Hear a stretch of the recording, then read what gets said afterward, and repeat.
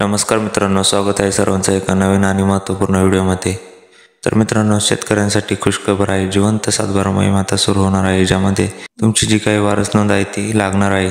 आता त्या संदर्भातला जो काही GR आहे तो आलेला आहे। तो GR नक्की काय आहे ते आपण या व्हिडिओमधून जाणून घेणार आहोत।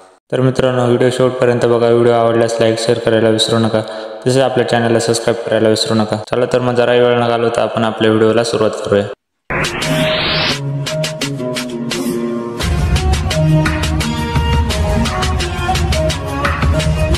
तर मित्रांनो, 100 दिवस आराखडा कार्यक्रमांतर्गत जिवंत सातबारा मोहीम राबवण्याचा GR 19 मार्च 2025 रोजी आलेला आहे। या GR अंतर्गत 100 दिवस कृती आराखडा अंतर्गत दिनांक 1 मार्च 2025 पासून बुलढाणा जिल्ह्यातील सर्व गावांमध्ये जिवंत सातबारा मोहीम राबवण्यात आलेली आहे। या मोहिमेची शासन स्तरावर दखल घेण्यात आली व ही मोहीम संपूर्ण राज्यात राबवण्याचे निर्देश देण्यात आलेले आहेत। या मोहिमेअंतर्गत गावातील सर्व मयत खातेदारांच्या वारसांच्या नोंदणीची प्रक्रिया पूर्ण करावयाची आहे। मयत खातेदार यांच्या वारसाच्या शेतजमिनीच्या अनुषंगाने विविध दैनंदिन कामकाजासाठी आवश्यक असणाऱ्या कागदपत्रांमध्ये वारसाची नोंद विहित कालावधीत अधिकार अभिलेखामध्ये नोंद न झाल्याने अडचणींना सामोरे जावे लागते।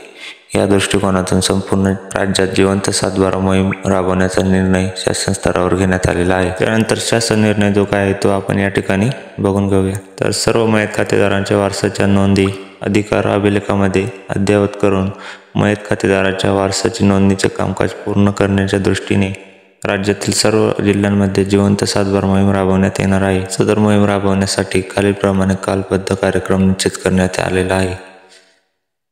या कालावधी अंतर्गत 1 एप्रिल 2025 ते 5 एप्रिल 2025 पर्यंत ग्राम महसूल अधिकारी तलाठी यांनी त्यांच्या सजा अंतर्गत येणाऱ्या गावांमध्ये चावडी वाचन करून न्यायप्रविष्ट प्रकरणे सोडून गावनिहाय मयत खातेदार यांची यादी तयार करावी। त्यानंतर 6 एप्रिल 2025 ते 20 एप्रिल 2025 या कालावधीमध्ये वारसा संबंधित आवश्यक कागदपत्रांमध्ये मृत्यू दाखला, वारसाबाबत सत्य प्रतिज्ञालेख, सह्य घोषणापत्र, पोलीस पाटील, सरपंच, ग्रामसेवक यांचा दाखला, सर्व वारसांची नावे, वय, पत्ते व दूरध्वनी क्रमांक तसेच भ्रमणध्वनी क्रमांक, रहिवाशीबाबतचा पुरावा ग्राम महसूल अधिकारी तलाठी यांच्याकडे सादर करणे व ग्राम महसूल अधिकारी तलाठी यांनी स्थानिक चौकशी करून मंडल अधिकारी यांच्या मार्फत वारस ठराव ही प्रणालीमध्ये मंजूर करणे आवश्यक आहे।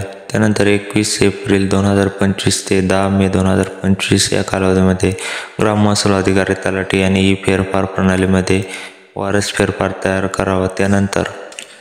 त्यानंतर महाराष्ट्र जमीन महसूल अंतर्गत 1966च्या विहित कार्यक्रम पद्धतीचा अवलंब करून मंडळ अधिकारी यांनी वारस फेरफारवर निर्णय घेऊन त्यानुसार सातबारा दुरुस्त करावा, जेणेकरून सर्व जिवंत व्यक्ती सातबारावर नोंदवल्या जातील।